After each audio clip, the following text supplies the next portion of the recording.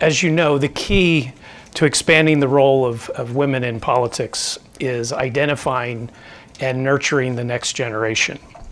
Barbara Comstock is uniquely situated to do just that.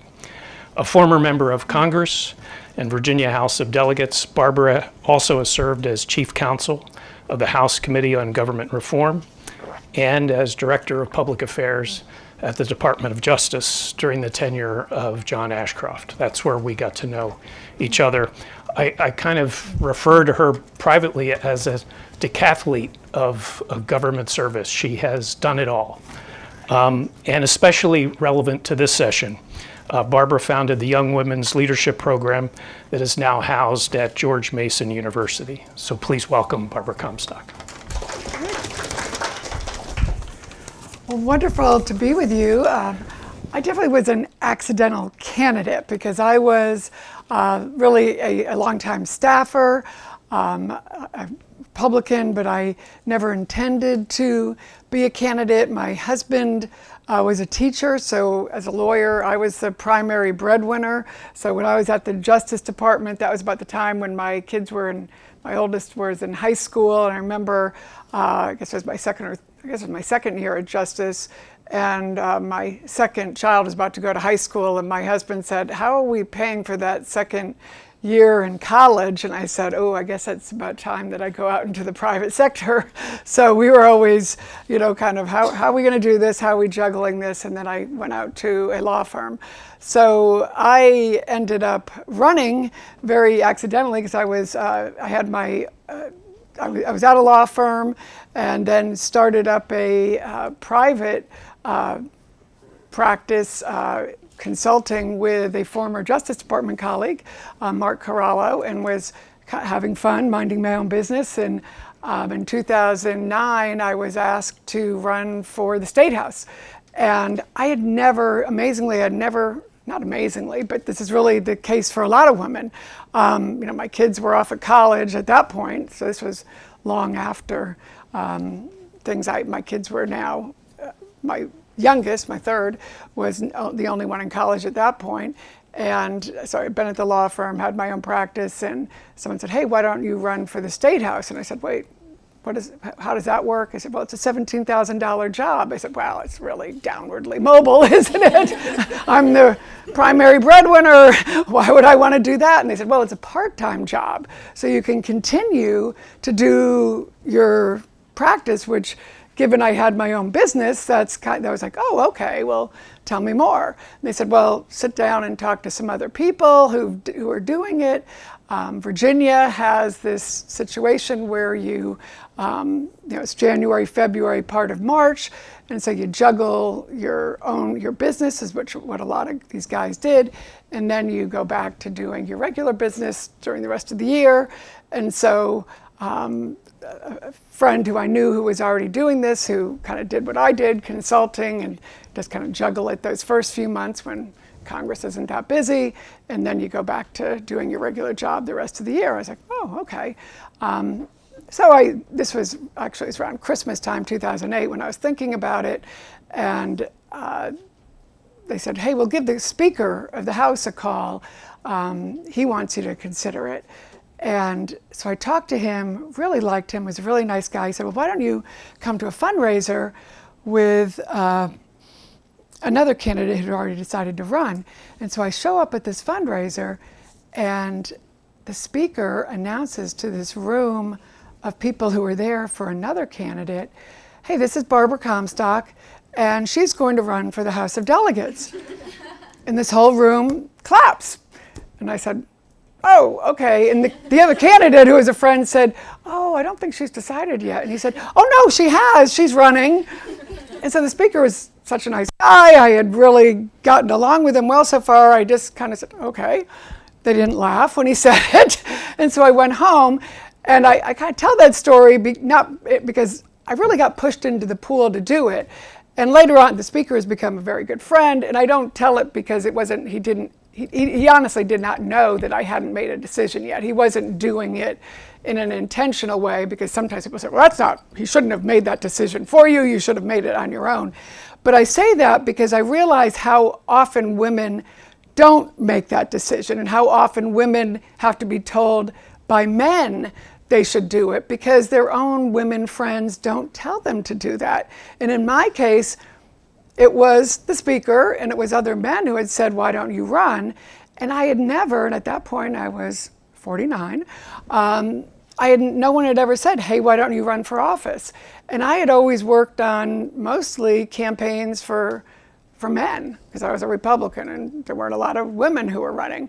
Connie Morella, who was a friend and was running in Maryland, was somebody who I knew who would, in the area. So that was someone who when I was working in Congress as a staff member, she was on my committee when I was chief counsel. So she was someone who I'd seen. Susan Molinari had been in leadership in Congress, so that is someone I'd seen. But for a Republican, you didn't see a lot of other women who were running. I mean, Phyllis Schlafly was kind of the only person out there, and that wasn't the kind of woman that I really wanted as a role model. So we really had scarce role models. So that was one of the reasons I started my women's program when I was in the House of Delegates, was I realized how few women were told, hey, you should run. And in my case, the guys came to me because my opponent was a woman. And in large part, they were like, hey, we need a woman because there's a woman on the other side. And that often was how Republican women got recruited. It's like, I guess we need some women because the Democrats have a bunch of women. Not a really good reason to get women. But hey, anything will do, right? So sad situation but I jumped in and I have to say on the state level, I just had huge amounts of support from the speaker.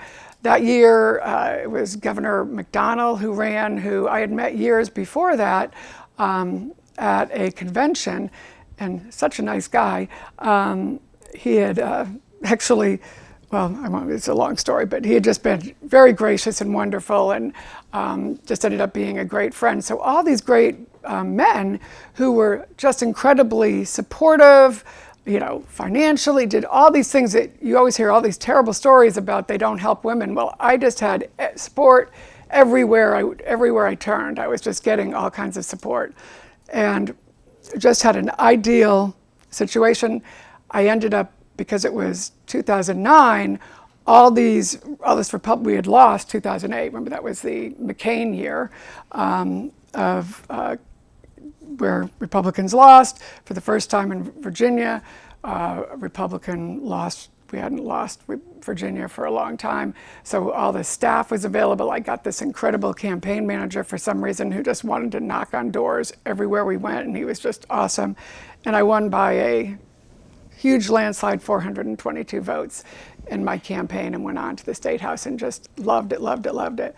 And then became the top target for all of my races that I had, and then went on to Congress and had a great time there until Donald Trump came along. Then life was miserable.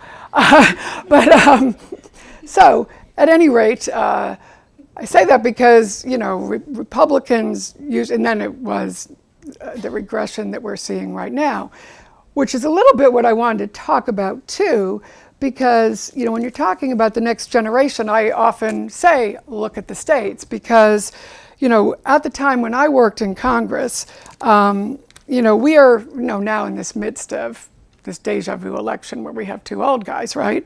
And back when I worked in Congress, right now we have this third election where we have this horrible misogynist who, now has been an adjudicated sexual assault guy. A jury found him liable for that, and we really haven't come a long way, baby. Because, when I worked in the 90s in Congress, was a chief counsel, we Republicans were always saying character counts, right? I mean, I helped on the impeachment of Bill Clinton. I did think it was wrong that, the sort of the Me Too stuff that went on then. We also had Bob Packwood was a Republican senator who, there were all kinds of incidences of sexual assault, and actually Mitch McConnell ran the ethics committee investigation of Bob Packwood, a fellow Republican senator, and they kicked him out. And the Senate was very close at that point, and he was a very liberal senator from Oregon, and we knew when we kicked him out, they knew, not we, I mean, I wasn't a senator, but they knew when they kicked him out, we were probably going to lose that seat to a Democrat. Yet they didn't do the kind of things they do now and say, well, we're going to lose that seat, so we got to just hunker down and keep the sexual assault guy here because who cares? They kicked him out and we lost the seat. Earlier in 1991, so this goes back to 1991, Republicans down in Louisiana, David Duke had been on the ballot just for governor. And he ended up winning the Republican nomination in 1991. And that's when George H.W. Bush was president. And, he had been the leader of the KKK, but he came forward and he said, oh, I'm born again. I've changed. I'm not the same guy I was. And we said, yeah, sorry, being a KKK leader, whether you're born again or not. And of course, we've seen he wasn't born again. He was lying. George H.W. Bush gave a really long speech about, said, sorry, we're going to oppose you. Now, and the Republican who ran against him ended up endorsing the Democrat in that race, who was a crook. I mean, he was an out-and-out crook. And our bumper sticker, the Republicans had a bumper sticker that said, vote for the crook, it's important. So we were out saying, vote for the crook, because we do not want to be a party that's going to be endorsing a racist. We felt that was that important in 1991. So now look that was the Republican Party that I grew up in, just because I just wanted to go into that, because why I think it's important to now look back at the states, but also just to give you sort of how frustrating it is for women right now in the party for having, because when I was in Congress, I went through all the Me Too stuff while I was in there working on that legislation with Donald Trump, who I do think is a racist and a misogynist. And here I was as a staffer in Congress, so proud of George H.W. Bush standing up and saying, we are not going to be the party of David Duke. And then Republicans saying, we are not going to be the party of Bob Packwood. We're going to kick him out. And then, whatever you think about Bill Clinton and all that, Bill Clinton actually doesn't look that bad compared to Donald Trump now. I think Donald Trump actually was golfing and hanging out and writing checks to Bill Clinton back in those days, so that's interesting too. But at any rate, it's kind of frustrating when you, fast forward to now where, here we are in 2024 to think that's where we were in the 90s when I was a staffer, and here's what we're dealing with 25 years later. So for women to have to deal with and then of course, what we're dealing with in the States and what you all are reporting on, when 1864 laws are now coming back. So I think it's so important what you all are reporting on now. And I think, you just saw the report of how many women there are, and it gets so overlooked that women have more power in the States. And I'm on 2 boards for electing women to Congress. But when women come to me now and say, hey, I'm thinking about running for Congress, I say, no. Stay away from this cesspool right now. You do not want to go there while Donald Trump's on the ticket this year, because you don't want to have to deal with all that crap. Run for the State House right now. There's so much you got to fix there. And my 5 years in the State House, I just loved. And you really could get things done. You got to balance the budget. You're working on all of these locally really important things, education, transportation, fixing, real problems. Look in Maryland, West Moore, that bridge collapsed. He's in there. He's got to fix that. That's something that's really going to make a difference for people's livelihoods. Governor Shapiro in Pennsylvania, when that, road collapsed, he got that done in 30 days. Congress, they would have been still, Marjorie Taylor Greene would have been threatening to, hold up everything and do something crazy. People get it done on the state level, and they can't mess around because, they've got to balance the budget, and they have to just get it done. And there's more women in the State House, and they're just kind of like, hey, we gotta do this, and they just get it done. And I know last night you got to talk with my good friend Jennifer McClellan. She's an example of one of those get it done people. I'm so happy to see her in Congress because, obviously we're on different sides of the aisle, but one of the things that I loved about the State House too is when you go in the State House, it's not like Congress. You've seen C-SPAN where people are presenting bills in Congress and you're there presenting your bill. No one else is there until you vote on it. Then everyone comes in and votes. No one's listened to the debate. But when you're in the State House, everyone has to sit down. When I was in the State House, there's 100 people. And when you come in, you all sit down and you listen to the debate because you all have to vote and you don't know when the debate's going to be over. And I think this is true for most of the state houses, maybe not all of them, but pretty much. And so you're listening to the debate, then when it's over, you vote. So Jennifer was one of, our best, speakers, and that was years ago. And now, then she went on to the state Senate and now she's here. But when she stood up, everybody listened, and there were often bills that got sent back to committee because Jennifer would, stand up, and even though she was in the minority, our guys would be like, yeah, she's right. We need to send that back and correct it. And that's the kind of thing that happens in the State House because you're listening to each other and you're collaborating and you're working together. So it's really kind of exciting the way that works. And that's why the PACs that I'm on, we recruit from the state legislature. We try not to just get those candidates who just kind of self-appoint and think they're awesome and want to run for Congress, because I know, I never thought about running for Congress. I never thought about running for delegate. But I know after my experience in the State House, I was so much better equipped to run for Congress, and I never would have even thought about doing it or even been able to successfully do it if I hadn't already run for Congress, run for the State House. And then once I got there, I ended up, I did get it was the year I ended up losing my race, but this, got evaluated one of the most effective members of Congress, because once I got in there, I was like, okay, when I'm here, I want to get things done. I knew I was in one of the most targeted seats, but I knew there were certain things I wanted to get done while I was there, and I knew every election, okay, this could be it. I'm not going to be here the next time, so let's just try and get some things done, because, that's what you're there for.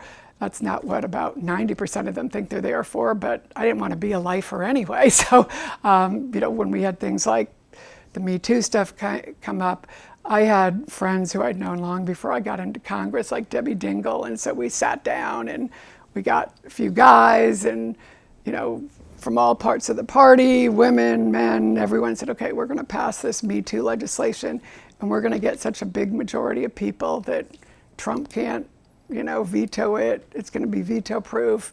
We're going to get everybody on board. And we did it. We got everything we wanted in it, except one little piece, but we weren't able to disclose the previous people who had gotten settlements because for some reason leadership in both parties did not want that out. But besides that, we got everything else, every other piece in it that we wanted. Even though Trump signed it in the dead of night, we actually had a sexual harasser, assaulter, someone who's been adjudicated that, sign the sexual harassment bill. So, irony of ironies. But it was pretty exciting to do that. So, when you look forward, I think, I wanted to, give you some hope on, when I look at the future in the States, give you two women who I think, women to watch. All the women to watch in your states, but I think two women who I think are really exciting. One in my state who I've gotten to know a bit, besides Jennifer, she's a great woman to watch. She's in Congress, but Abigail Spanberger, who's running for Senate in Virginia, who I think looks like she's pretty much online to get the nomination there. She's really been an effective member of Congress. She came in 2018, and she ended up, that was obviously the year that, Trump lost all those seats. Everyone came after us because of Trump. And, I knew my seat, was going to be a goner because, I'm in a seat with lots of federal employees. But everyone thought David Brat, who Abigail Spanberger beat, was going to win. And I saw Abigail coming, and I was like, hey, I know I'm going to lose, but he's going to lose too. And everyone said, no way is he going to lose. I said, no, she's really good. and it was funny, like a year out, the governor's race we lost, and my friend Ed Gillespie had lost that race. And Dave Brat is like, well, Ed didn't support Donald Trump enough, and that's why he lost, and he didn't talk about overturning Obamacare enough. And he's holding forth with Kevin McCarthy, telling him all this stuff about, what he didn't do and all this. And Kevin turns to me and said, is he right? Is that why Ed lost? I said, oh, sure, yeah, he's right. As long as you don't have suburbs or women in your district, he's right. And then about 10 months later, Dave Brat's wife says to me, yeah, Dave told me, as they're really in the race, the race is really accelerating. He said, yeah, he told me what you said about women in suburbs. And I said, yeah. And then, of course, Abigail, women in suburbs, did beat him and beat the other, 40 of us that, that Trump just, set the, and that's why I think he'll, lose again this year, please. And that's, what you all see in the States.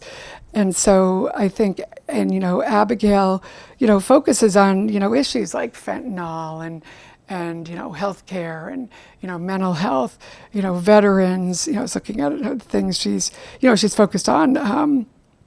What are some of the things she's had on, prescription drug costs, of course, the economy, education.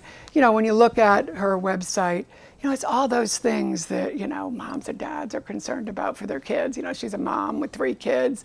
It's just like such practical type of things that you look at it, whether you're a Democrat or Republican, independent, you just look at that and she's talking to a whole range of people. And it's just such common sense, and it's just refreshing, I think, to see somebody running like that. When she won, and then when she had like a re-election, I remember she was really kind of going after the squad people, saying, you guys kind of make our life difficult, when you're really far out there. And it's like let's be a little mainstream here. And I think she's really, brought a lot of, she's really brought a lot of national attention to her race now. So I think she's going to be a real person to watch there. And then another one that's, her race is next year. Another one that's this year that I think has been a little under the radar. Anyone here from New Hampshire? Is Kelly Ayotte, who she narrowly lost her race. Is one of the most narrow Senate losses in 2016. Kelly and I were kind of going around the country in 2016. I had won my congressional race in 14 by 16 points. It was my first congressional race. And then in 16, with Trump on the ticket, I opposed Trump. I said, hey, I'm not voting for him when the Access Hollywood tape came out. Hey, didn't support Trump. Clinton, when he was like that, didn't support Packwood. Not going to be supporting Trump either. I like to be consistent about, misogynist, horrible men. And so, 3 weeks out, I figured, okay, Trump's going to lose. I'm going to lose. And then to my surprise, I win, Trump wins. Kelly Ayotte, I was on the front page with her. She's saying, yep, I'm not going to support him either. So poor Kelly, she was, I think we had a bunch of us on the front page of the Washington Post, the morning after that Access Hollywood tape saying, yeah, he's awful, he should step down. And, here we are with the trial now, 8 years later, finally, finding out that he hid all the other things. I talk about election interference, right? You guys, can you imagine as reporters if all this information about Stormy Daniels and all the other things, talk about election interference. All these things he was covering up, that's election interference. Oh, Hunter's laptop, and all that. I kept thinking, okay, if this comes out, there has to be all these other things that are out there. I thought, where are the other stories? This Access Hollywood tape can't be the only thing. And of course, he had this whole catch and kill thing that he did with, a guy named Pecker. I mean, what a story. Now, if, it's like, Jeffrey Epstein. Of course and of course it took a woman to break the Jeffrey Epstein story, right? I mean, and of course it took, all the Me Too stories, broken by women, right? And it's so important we have more of this out there. So, Kelly lost her race by 700 votes, dragged down by Trump in 16. She had been a former AG, a great senator. She was very close to John McCain, traveled all around the world with him on foreign policy, worked on a lot of national security issues, really, was a great, member of the Senate, had a great law enforcement background. Fortunately, she didn't, when she lost by 700, she wasn't a sore loser. She didn't scream and yell about it. She's got 2 or 3 kids, just went back and said, okay, I've got a great life. I've got a great husband. I'm just going to go enjoy New Hampshire. She's been on a bunch of boards, done some great things in the corporate world. And, she helped a lot of other people, did things. And now with Chris Sununu stepping down as governor, she's running for governor. Fortunately, Trump's staying, after the primaries, staying out of that state. And she's really been able to just run her own race, stay away from, weirdos. Like, not that there isn't MAGA problems up there, but, she's like Abigail, she's focusing on fentanyl, still a problem up there. Crime, because she's got that background. Economy, there's a big defense industry in New Hampshire. Again, she's focusing on all those sort of kitchen table job issues. New Hampshire has a big tech industry because that corridor from Boston all the way up into New Hampshire. So she's just another sort of smart, common sense person. Probably, if you put, just think, if you have a governor like Kelly and Abigail, they can both be heading up the National Governors Association together, and they're going to rock it. These are people that you're going to be able to send out around the world, send over to, the Munich conference. And because I just came back from Germany, I'm the president of the former Members Association now, and we were over there, a group of 6 of us, talking to people in Germany who are terrified of Donald Trump winning again and sending crazy people over there like Rick Grenell as Secretary of State, God help us, because he was their ambassador.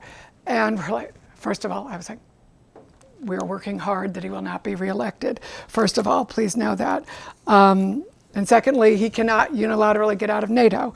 I know I'm going all over the place, but I just say it's like, and we are really working on the next generation of leaders that will be people like Kelly Ayotte and Abigail Spanberger, so that we, that this will be a brief interlude, no matter what, if whatever happens, and that he cannot get out of NATO, and that you have senators, bipartisan senators, who will support NATO, that will support the transatlantic alliance, that you have a lot of people that still support this, and that it, even with the Marjorie Taylor Greens, that that it's even a minority of the House that even though they're loud, that think like she does. So it's but I think the reporting that you all do is so important, because it needs the people who are the majority don't get talked to enough. They don't get reported on. The people like Kelly and Abigail, and when they're successful, they aren't. They're just the ones who are the workhorses, and the show horses and the loudmouths are the ones. Every day you just see the whole scrum around her.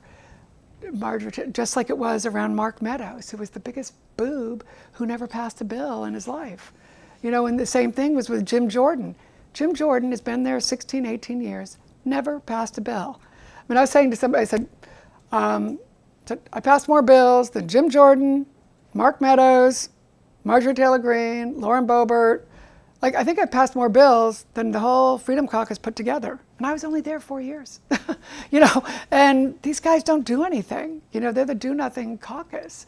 So that story, Jim Jordan, like that he never passed the bar, that he never passed a bill, that they don't do anything, those stories never came out till he ran for speaker. And everyone's like, wow, he never passed a bill. I said, I've been saying that for 10 years. And it took him running for speaker. People said, wow, he never passed a bill. I said, I know, why doesn't anyone write that? So there, I've talked long enough. But what can I answer for you? And what are you all writing about? Yes. Go here first. Hi, my name is Samia Kamal. I'm a reporter for Cal Matters in California. I appreciate how open and candid you've been with us, and I'm curious, I think in California, I often go to former legislators to get the real, a scoop about what's happening. So off the record, people will tell you too. Yeah. So what are your tips for, getting these kinds of open thoughts from current legislators? Are there questions that you wish people had asked you, or timing of approaching you? Yeah, well, I've got to say, it's actually one issue I'm working on right now, because it's something I worked on before I was in the legislature, is the Media Shield Bill, which 49 states have, as you know, but Congress, we don't have a federal shield bill. I worked on it before I was in Congress. I'm working on it now. Off the record, people will tell you, and a lot of times you can get more people to talk to you off the record and develop those relationships. I had, when I was a staffer, a lot of the staff want to tell you these things, and developing those relationships. And I think you as women reporters, a lot of times the female staff are ignored. I remember when I was on presidential campaigns, even the female reporters would go and they'd talk to the guys, and they wouldn't talk to the. It's like, and all the women staff on the campaigns were ignored, and the female staff, weren't cultivated as much. So they can, off the record, they can provide a lot of guidance and information, and how you have to cultivate those relationships and get that information and that trust. To build that up over time, to know that, that you won't burn them. Because I think particularly, and I know for me, when I was staff, I would trust the daily reporters, because I always felt like the books, they'll burn you because, they got the book. When the book comes out, they don't worry, they don't need you again. But the daily, they got to come back, and you just would trust them because, they want to keep coming back to you day after day. And so, but it was just maddening the way, and like Mark Meadows would just out and out lie to everybody, but they kept going. I mean, he would just say things on the record that just and off the record that just wasn't true. And everyone knew he was, not accurate, but, it was a story, so they were taking it. So it was frustrating. That it was used that way. Now, from the standpoint of, I remember somebody was telling me, who was it? I was on this trip, and someone was saying they were in a room with Trump and with Kevin McCarthy, and Kevin was telling Trump, you can't hire him. He's terrible. He's not going to be a good chief of staff. But because all Trump cares about is someone who flatters him, he hired the guy who I think was probably the most valuable player in getting Joe Biden elected. So unfortunately, I think Trump does have still a lot of those flatterers around who mostly just care about getting the paycheck till November. And so they won't tell Trump, like, you gotta stop putting that orange stuff on your face that doesn't cover the white on the ears. I mean, hey, we all put on makeup, sometimes not well, and we can put it on better. But when a guy does it, it really is noticeable, right? And they're all mocking him, but nobody tells him anymore how bad he looks, and it's or how bad he sounds, but because they know when you do that, you get fired. So there's nobody there anymore to tell them how bad it is. And yeah, it's bad news. But yeah, no, cultivate those sources, because there's a lot of them, and there's a lot of them who will give you the inside scoop, because they're just it's such a hot mess. And well, you're in the States, but I noticed when I was in the State House in Virginia that the male reporters just talked to the guys. And I remember after being there about a year, I said to one of the guys, I said, did you notice that I went through the stories? I said, all your sources are guys. You never write a story with women. All your quotes are guys. He said, oh.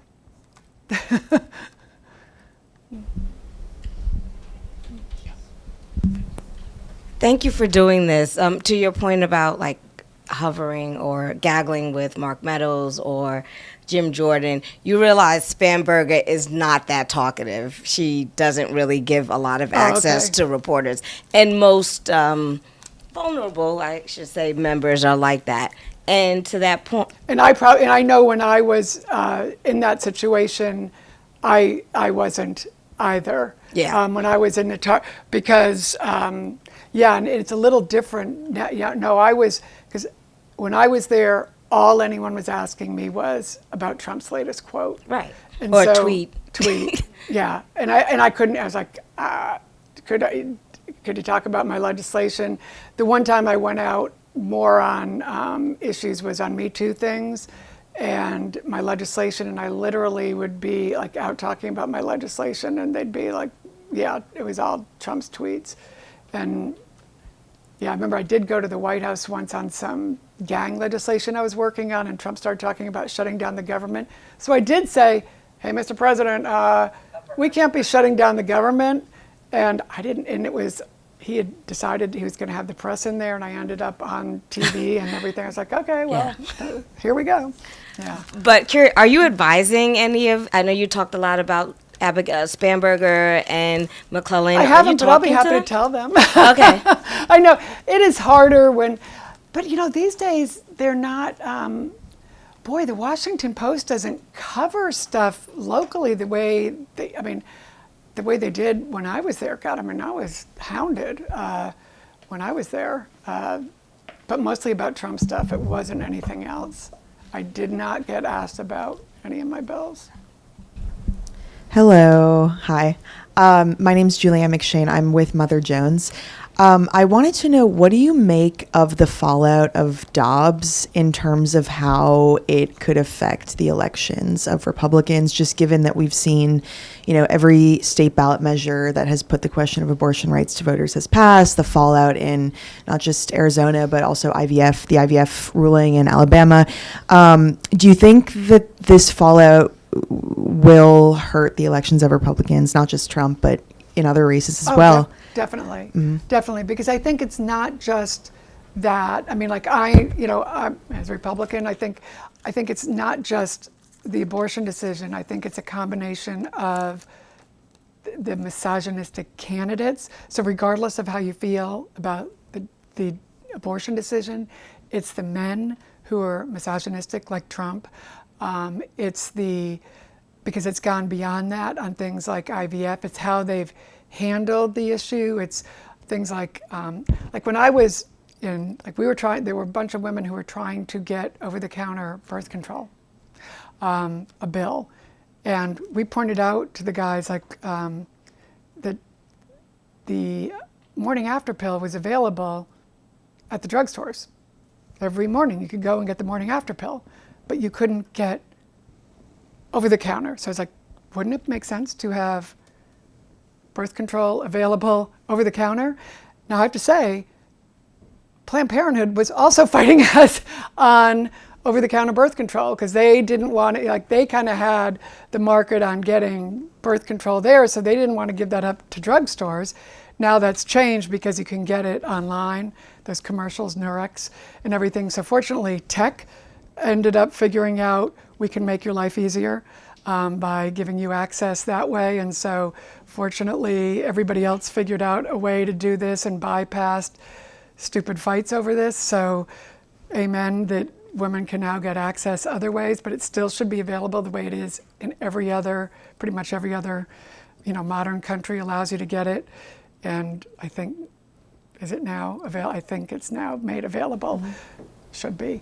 But I think sort of just the stupidity of all these things combined, and then the IVF decisions.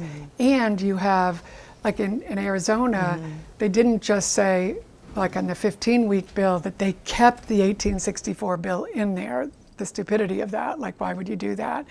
And then, like in South Carolina, when they were doing their bill, you had pro-life women in South Carolina who said, whoa, wait a minute. Why don't we have rape incest exceptions in here? Why don't we do this differently? And you had pro-life women stand up to the men there and say, we're pro-life. Like, we've been good on this. Why aren't you listening to this? And the guys said, no, we know better. So that's why you are going to have Republicans losing on this issue, because they weren't listening to any woman. Not just, so it's the lines have been, and it's been people like in Texas, where Ken Paxton, who, not just, he's just been, he's corrupt. His own Republicans who think, very conservative Republicans thought he's corrupt enough that they impeached him. That when you have those kind of situations, clearly where I think you'd have even pro-life women would say, wait, people are dying. We don't want that to happen. Why aren't we doing anything? And he's like, nope, we've got to prosecute these people. None of that makes sense. So I think, yes, you're going to have people losing across the board on that, because it's a combination of that plus the anti-democratic election denialism and the just the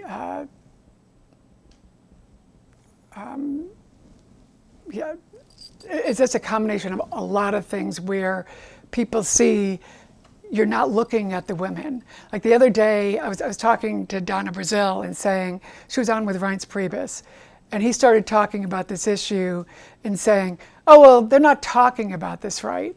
And he started talking about it in process, like, why aren't you talking about the women?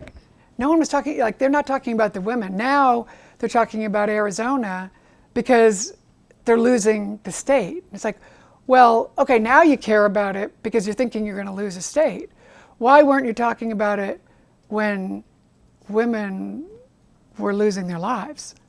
So that's why they're going to lose, because women understand that you weren't looking at this from the standpoint of women and caring about the women. To my point of, you weren't listening to the South Carolina women who were on your side. You weren't listening to women who said, whoa, I think it might have, the smart thing probably would have been, just because you could change the law didn't mean you should change it. Maybe you should have said first, why don't we see what should be done to help women? And because pro-life people always said, we want to change hearts and minds. We want to help the woman and the babies. So why don't you practice that first and stand back and see, because you're not going to be, if you change the laws and people aren't with you, and that's why you've seen even red states in these referendums. And the reason you have referendums is because a lot of Republicans who wanted to have referendums on taxes have put those referendums in place. And I think in the long term, all those referendums are going to put what was the previous law in place. Certainly in Arizona, and now in Florida. But look, when Ron DeSantis had to sign that bill in the dead of night, you knew the majority of people didn't support it. So why did you do that? Somebody should have said, this isn't a law that even in Florida, where you have a Republican governor, people support. So you're doing this because you think it's going to help you in a primary, not because you think it's good for women in your state. So you're not thinking about the women and helping people. You're just thinking about what's good for you politically. And I think women, regardless of what your view is on abortion, get that. And the crass politicalness of that is why I think Democrat, Republican, and independent women get it. I mean, that's, I think, like my daughter, who, you know, has had kids and, you know, certainly, you know, she's not someone who's like big abortion rights person, still is like, gosh, but what if you're in this situation? Everyone understands, regardless of your position on abortion, you're like, what happens if you have your placenta separates and something out? You don't want somebody interfering in that. That's a role between a doctor and a woman. And every woman, regardless of your position on abortion, gets that. But the guys don't. And the guys have not gotten that at all and not talked about that. And that's why they're going to totally lose on this issue. And I think it's really just been a disaster. Can I ask a quick follow-up? So Trump said like a week or two ago that if he's reelected, he'll leave. He won't like take any further action to ban abortion at the national level. Do you believe that? Because Project 2025 recommends that he enforces the Comstock Act, which legal experts not related to that, right? but yeah, so legal experts basically say that would amount to a de facto national ban on abortion if it was enforced. So what do you think he'll do? Do you believe him, or do you think he would actually try to take even further steps? I don't trust Trump on any. It's like, I don't want somebody who's been an adjudicated sexual assaulter making any decision about my life in any respect. I don't want him making any decision about Ukraine, about any health care. You know, he said he wants to repeal. I mean, I voted against repealing Obamacare because at the last minute, he listened to Mark Meadows and said, we're not, we always said we were going to preserve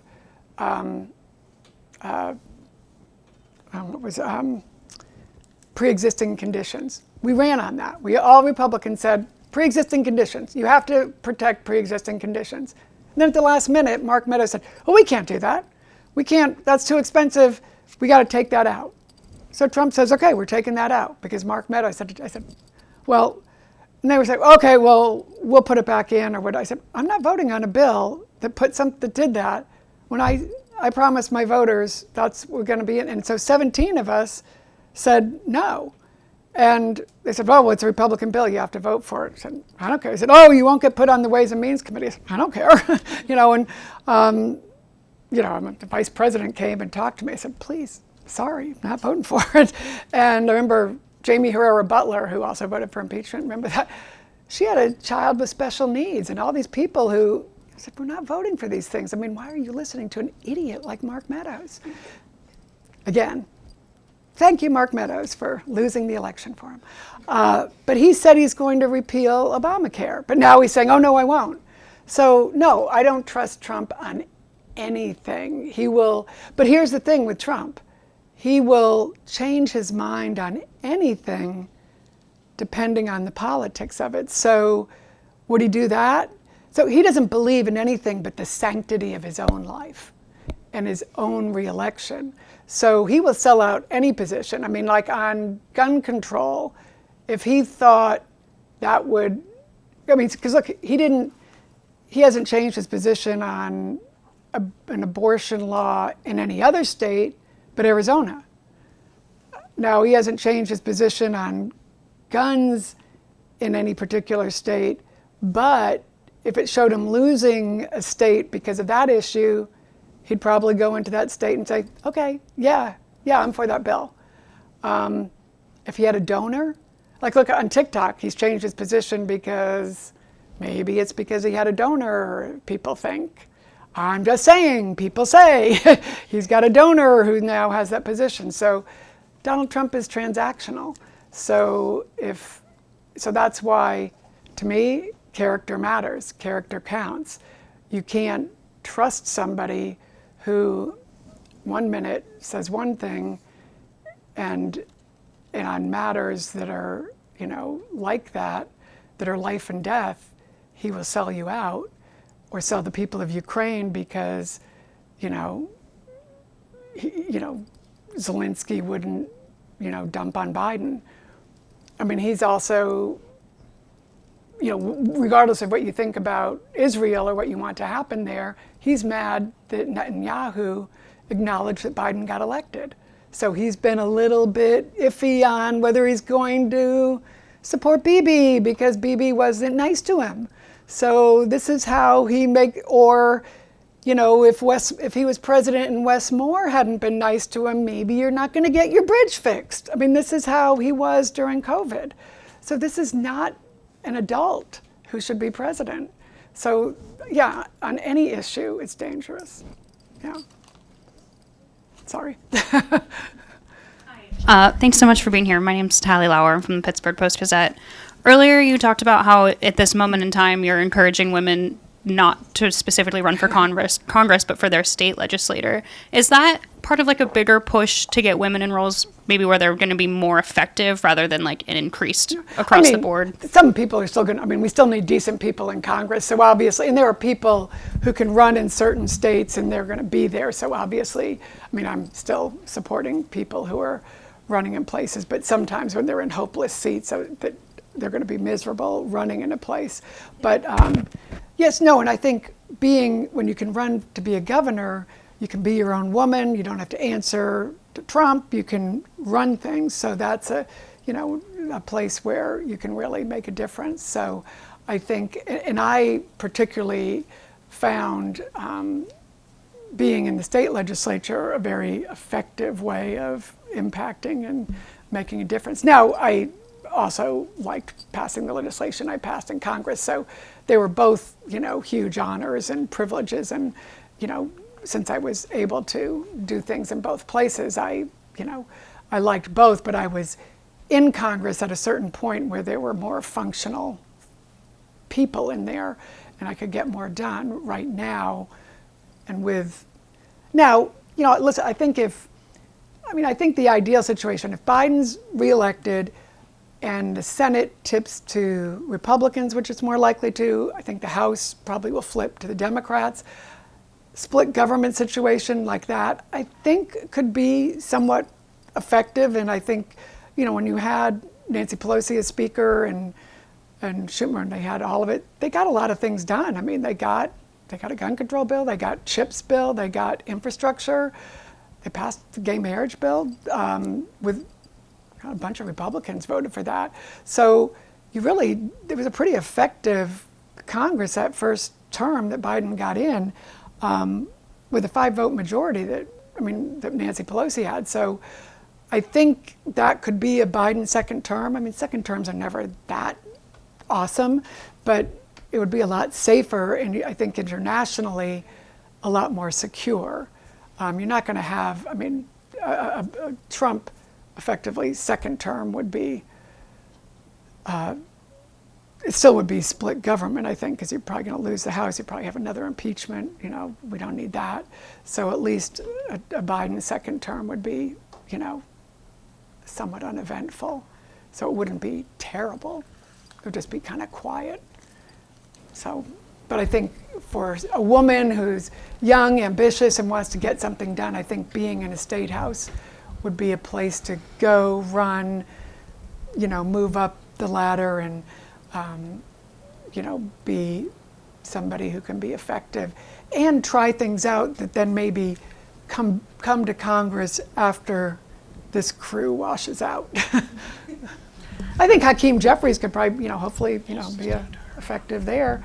And I think I have a lot of Democrats say to me, we want Republicans to get more effective, so Democrats are more balanced too, because they don't like the far left of their party. You look, what happened yesterday, on the bridge out in San Francisco. You don't want that either. You don't want, I'm critical of my own party because I think you need to hold your own to account. It's not that I'm not, but I think Democrats need to hold their own for account. People say, why aren't you critical of Biden? It's like, well, that's not my team. It's like, I'm not going to go criticize your spouse. I'm going to, but if my family, my kids, my spouse, if they're out of line, I'm responsible for my family, for my team. I'm not going to tell your team what to do, but it's not that I don't recognize the other team being wrong, and if I'm running against that team, I'll highlight it. But I think now, post being in there, I think I need to shape up my team, because I look at it and see it's got a lot of problems. Here. I'm Shaylee Rager. I'm with Montana Public Radio. So I've been thinking about a legislator we had in Montana, super young, 20-year-old lawmaker, one of the youngest we've had in the state house. She was elected, served one term, and then 2 weeks into her second term, she resigned. She had a super strong moderate streak and sometimes broke from her party on votes. And when she resigned, she specifically cited bullying from her caucus, harassment on social media, and just the struggle of trying to serve in the way she wanted to. I'm curious, when you're trying to prepare a next generation, how you talk to people who are feeling apathetic or burnout in this political system, and whether you ever have to wrestle with encouraging these young people into going into this political system. I did recently talk to a young woman who was leaving State House, who I think has been very effective and very strong in her state, and she's decided to leave for a little while and step away, but doing it in a way that she's making a choice to step aside for a while and then wanted to see about, well, how do I step away and then go back again? And so I was just giving her some advice on how to do that. And I think somebody like Mike Gallagher in Congress is doing that too. He's been very effective, realizes you can step away and then go back. And I think it doesn't have to be a lifetime. Our founding fathers didn't realize, you don't have to do this forever. It's like citizen legislators, it's okay. You don't have to be there for a lifetime. I mean, I never, even when I was in there, I was there for a decade. It's like, you can't afford to do this for, if you have a family, some people can do it for a lifetime, but it costs, for most of us, I was losing money every year I was there. So you can't necessarily afford to do this for a lifetime, and, time and money, and it's a lot for the families they're sacrificing. So I do encourage, step away, get some perspective, because you want to have some success in the private sector, do some other things, and then when you're refreshed, if you want to go back and do it again, I'm done, but I'm happy to advise people and tell them, give them advice on how to do it, and I still do, write checks and help people who want to go do it, because I was very happy to do it, proud of, very happy to have that opportunity to do it, but it doesn't have to be a lifetime of doing it.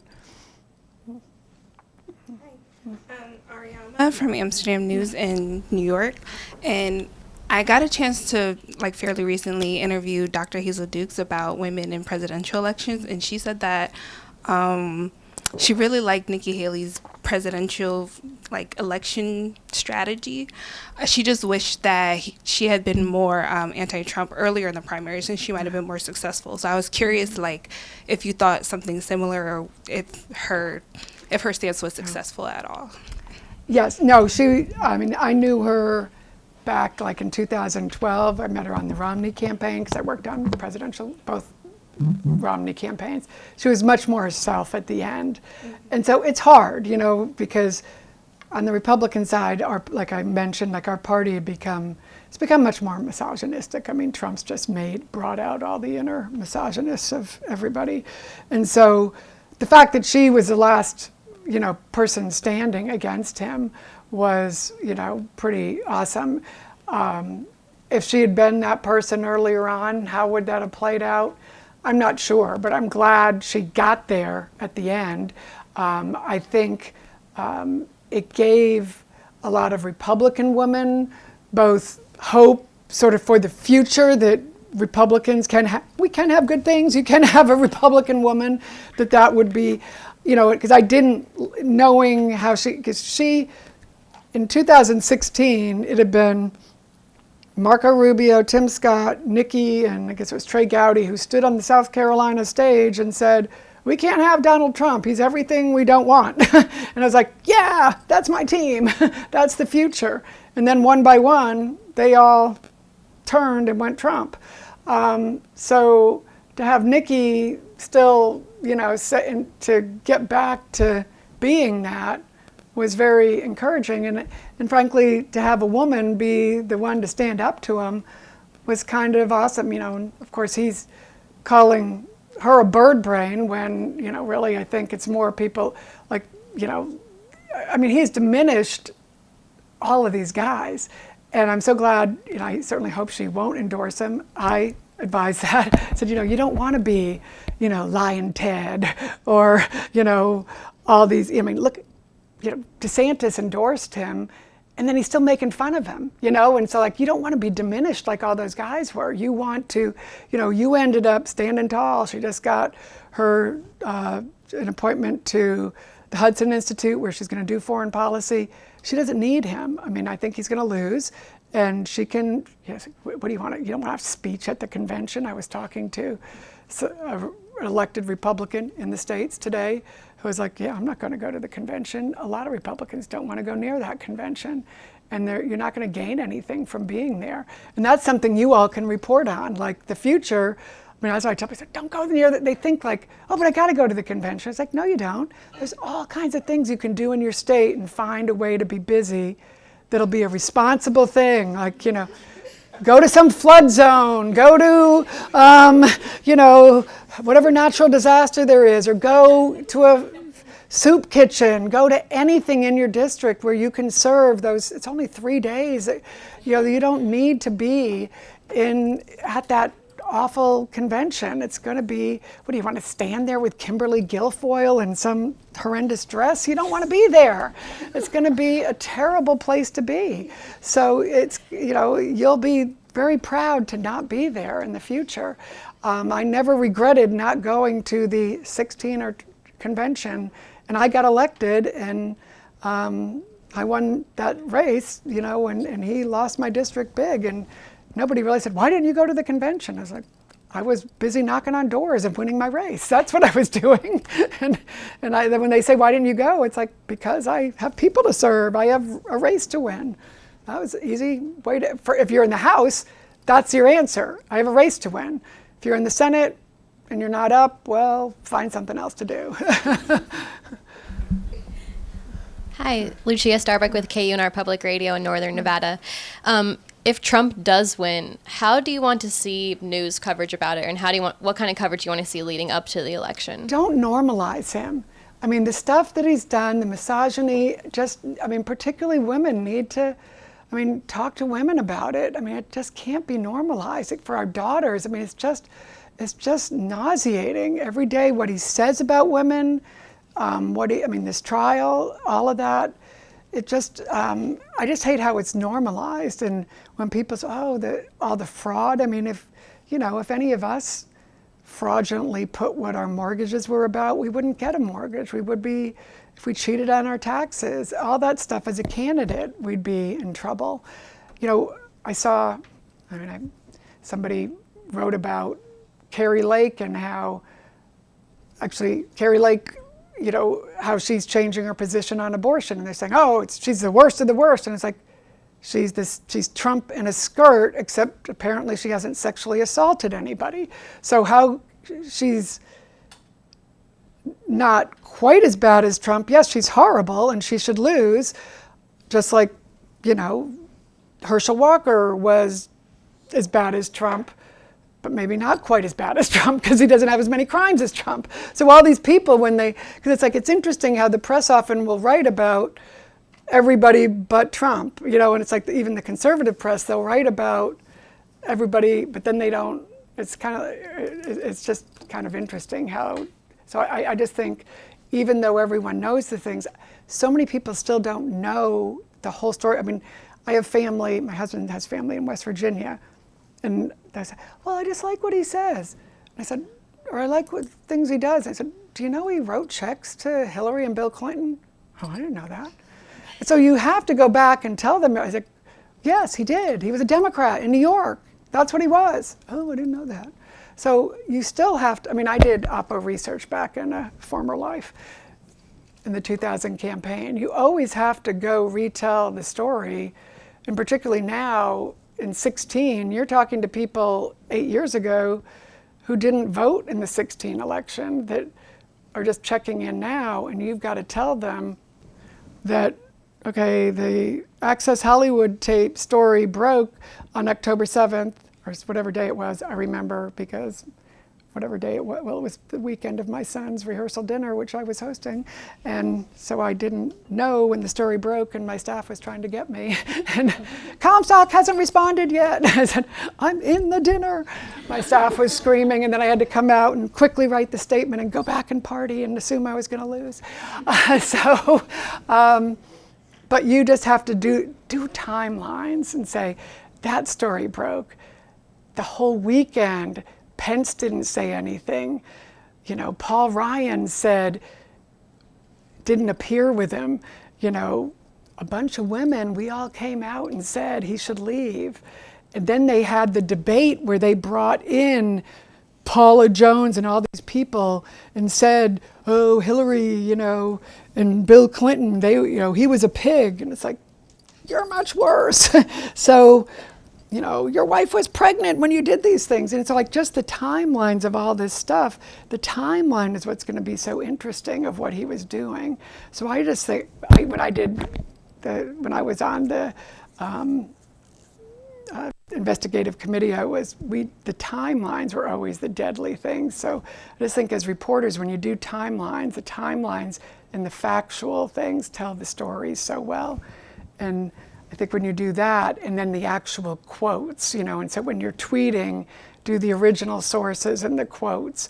And so when people, you know, like when Trump put out, oh, look at Stormy Daniels said I didn't do it. Well, she was lying for you because you paid her. You know, Michael Cohen was lying for you. And I think that's one of the things that the prosecutors are going to show.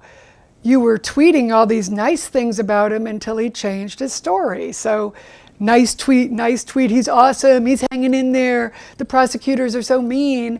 And then when he turned, then the tweets became, he's a lying dog, you know, so you can show those things very easily. And then, you know, all these other people who still lie for you, you say nice things about them. It's only these people who have turned that you say bad things about. So, you know, these things aren't hard, you know, but they just don't get, you know, really factual things and going back and redoing that.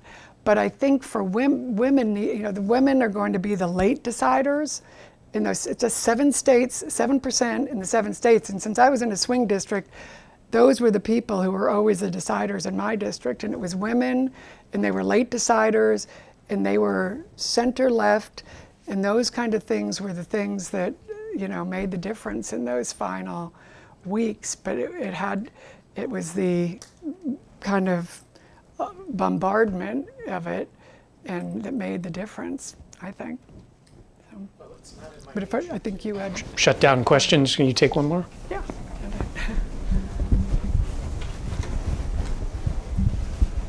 But women will be his downfall. and I just think it's going to be a year of the women. I think, you know, Taylor Swift, getting everyone to vote. I think I don't think it's not just Dobbs. It's Dobbs plus attacking women. It's Dobbs and ignoring women. It's diminishing women. It's the thinking women don't matter. And it's whenever you see people saying, but women don't vote on that, or women don't care. It's women care about Ukraine. Women care about all these things. Women care about you saying women don't do things. And how men saying, women don't care about that. Women speaking about us in a way that is always diminishing us. And that's like, if you go back and watch the way Reince Priebus did this, I mean, you'll see it every week. You're going to see these men saying what women think. And I just think that is why this Republican woman is like, stop saying that. You're making me crazy. Quickly, I'm Kayla Harris. I'm from the San Antonio Express News and the Houston Chronicle in Texas. And just to end things, I guess, in Texas, and I'm sure in lots of other places, support for Donald Trump is synonymous with being a Republican. And if you don't support Donald Trump, or if you don't support Ken Paxton or something like that, then you're called a rhino. And so, curious for your thoughts on that trend generally, but then also, what does being a Republican mean to you at this time? Well, actually, my sister-in-law, Sally Alcorn, is on the city council there. Do you cover her? Oh. But cool. She's, so that's sort of nonpartisan. But, well, Donald Trump said, for one thing, like he didn't want Nikki Haley voters. Were permanently banned. So, yes. I don't think they're coming back, for the most part. So, like Taylor Swift, we are never, ever, ever getting back together. Karma, baby. And so, no, I mean, we're not the right. I mean, I was here before he was, So, when he was voting for and writing checks to Bill Clinton, to me, it's support, like Reagan-esque foreign policy, supporting NATO, supporting our allies, being a stand-up for democracy, which he is not. He's an autocrat. So, as I went around Germany and meeting with German students, German members of the Bundestag, German business leaders, they are horrified by this autocrat who's not going to support democracy. And I'm like, I'm still a Reagan, conservative. So that's where I am, tear down this wall. I'm looking at the wall saying, the idea that we're going to abandon our allies, that's still, I mean, my family was Kennedy Democrats, and I became a Republican because of Reagan, and I'm still that Reagan Republican. So I'm that free markets. Trump's for putting these tariffs on that will cost everyone more money. I work in the tech sector.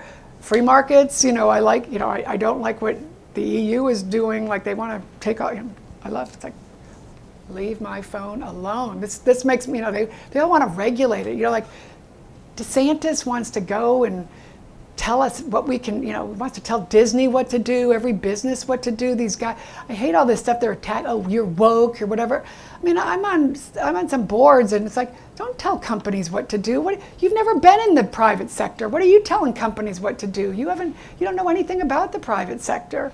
These guys are accountable to shareholders, and you don't come in as when I was in the State House or in Congress, I'm not going to tell a company what to do and start passing bills on how a company should be run. That's what businesses do. I don't like when the left does it, and I don't like when the right does it. And the reason we have the #1 tech, I work with them, so hey, but I'm gonna give my hat. I don't like what the left or right does.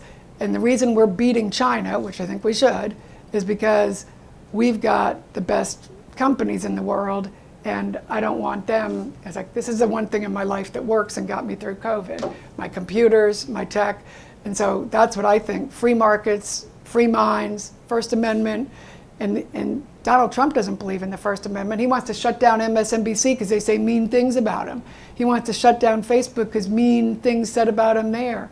He wanted to shut down Twitter when Jack Dorsey owned it. But now that Elon Musk owns it, now it's okay. Now I like it. So you don't shut down companies because you don't like who owns them. But that's how he thinks. So very frightening.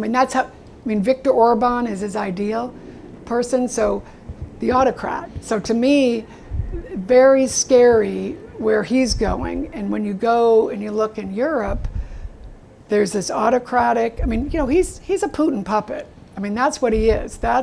And what Germany, when we were talking with them, they have the same problem. They even have some people they think were being paid by Russia over there.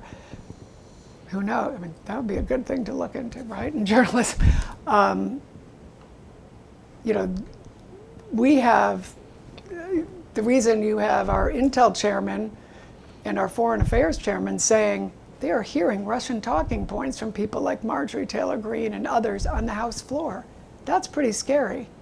When I grew up with Ronald Reagan tear down this wall, and now they're saying, oh, Putin doesn't bother me. the whole Tucker Carlson Russia thing, that stuff is really scary. So I think I haven't changed.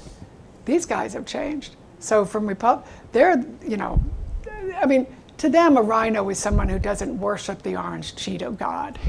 You know, and as Liz Cheney, I mean, to me, Liz Cheney and I are still, you know, we're much more Republicans than these guys are. And, you know, and Liz, you know, look what, I mean, these guys are willing to, you know, and Adam Kinzinger, I mean, these guys were willing to stand on principle and not, you know, she told the story of how when that awful